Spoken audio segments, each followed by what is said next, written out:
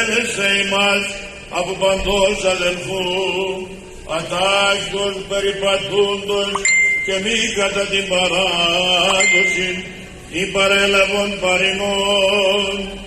Αυτοί γαρίδατε της δε μιμήστε ημάς ότι ουκ ητακτήσαμεν εν ημίν ουδέ δωρεάν άρτον εφάγομεν παράτημον, αλλά εν κόπο και μόξο νύχτα και ημέραν εργαζόμενοι προς το μη επιβαρύσατε ημών.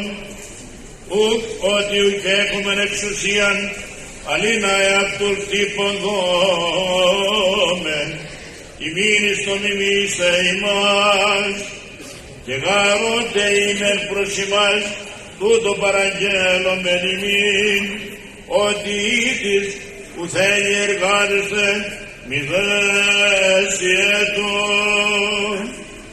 Ακούω εργάτηνας περιπατούντας εν ημίν ατάκτος, μη δεν εργαζομένους, αλλά περιεργαζομένους.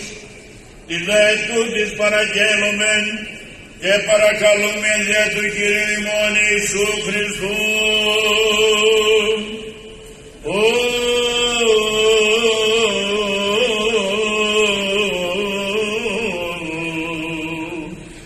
Είναι μετά ησυχίας εργαζόμενοι τον εαυτόν άρτον εσύομεν.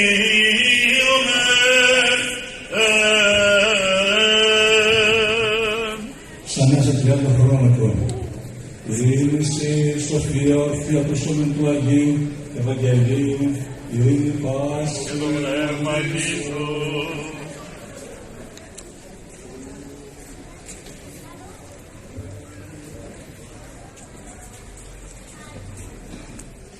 θα την δάσεις στον πρώτο αυτός χρονών χωρίς γυαλιά.